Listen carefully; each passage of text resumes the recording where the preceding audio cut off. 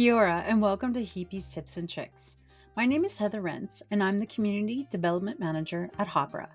Today we're going to look at a Hāpara workspace built for digital citizenship. It is for grades or years 9 to 12. We're going to start by looking at the description of the workspace, which is located in the top left-hand corner. As you can see, this workspace covers the elements of digital citizenship. It also has the ISTE standards listed, and it was created by Hāpara. We are looking at a public workspace, which means anyone can access this with the link. It works like a website. All of the links are interactive. You can open them, you can make a copy of them, you can share them with your learners, and they are broken into sections and groups. So the groups that we have are grades 9 and 10, and grades 11 and 12, and then a group for teachers. So as I click on each group, you notice that some of the cards change. So if I scroll down here to grades 9 and 10, they would have different cards than the students in grade 11 and 12. This is for many different reasons. You can differentiate. It can be for specific content levels. It can be for grouping and project ideas. What we're going to do is we're just going to scroll through and see everything that we have in this workspace, and then we are going to open it and make a copy. So the list at the top, you have 4 columns. We have our learning goals, resources to help you learn, activities to complete, and then tips for students and teachers. As I scroll down, you're going to notice all the different sections. And these sections are the elements of digital citizenship that are listed in the description. As I scroll through, you're going to notice that there are videos, Google Docs, discussion prompts, and all different ways for your students to interact. What you can do is you can move through this all at one pace. You can assign students to different sections in Jigsaw, or you can work it as a project. It's all in how you want to set it up. One thing that I do want to point out is at the bottom, if you complete this entire workspace with your learners, be sure to click the Google form. If you complete the workspace with your learners, or your learners have completed it, please fill out this form. We have digital citizenship stickers that we'd like to award. If you are a Hāpara Workspace subscriber, you'll see these 2 buttons, Open and Copy. If you don't see them, you're either not a Hāpara Workspace subscriber or you haven't signed into your teacher account.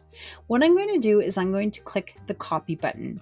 Because this is a public workspace, I can view it and I can open all the links, but what I'm doing right now is I'm making a copy of this that's going to go to the Workspace tab in my teacher dashboard account. And what that does is any links in here that are Google Docs, slides, sheets, or drawings will now become mine to edit and assign to my learners. Depending on the speed of your internet, how much content and media is in the workspace, the age of your device, sometimes the copying is really quick and sometimes it's not. So I'm going to let it copy in the background.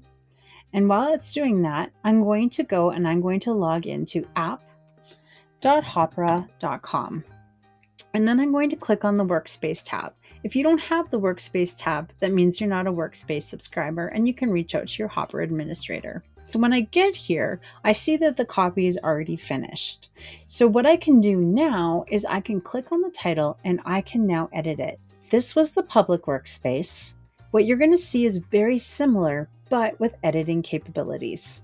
When I open this, I now see plus signs, which means I can add cards. I can move and delete cards, and I can edit. So I can go in and I can change the color if I wanted to color coordinate for different reasons. I could add my own text. I can upload from my computer, from my Google Drive, or add a link. If you want to do a quick formative assessment, an exit ticket, or a check-in with your students, you can create right from the cards a new Google Doc, sheet, slide, or drawing.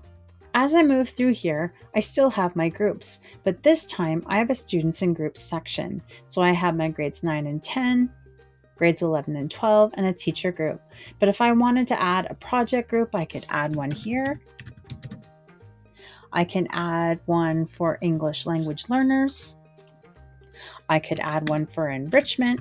And what I can do is I can add my students to different groups, which means when the students log into mystudentdashboard.com, they'll have different views depending on how I assign the cards. I'm just going to use my Disney class. So I'll pretend that they're all in grade 9 and 10, but I'm also going to go in the drop down, and Daisy's going to get some of the ELL, and then Mickey and Minnie are going to work together on a group. So this provides enrichment, differentiation, and an opportunity for learners to work together and collaborate. I'm going to go back to my workspace, and now when I hover over top, I'm going to see the grades that are associated with it. So the journal prompt number 1 will go to groups 9 and 10 and to grades 11 and 12.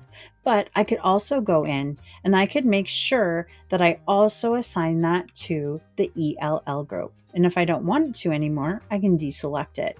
So English language learners maybe need an audio card to have the descriptions, or maybe they want a video so that they can follow along and have subtitles. It's completely up to you how you want to customize it.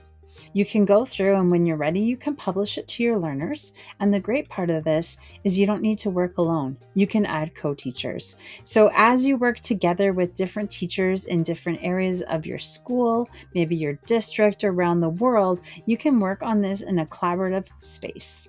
If you have any questions, please reach out to us in the Hāpara community at community.hāpara.com, and you can always email us at professionallearning@hāpara.com. Thanks for watching.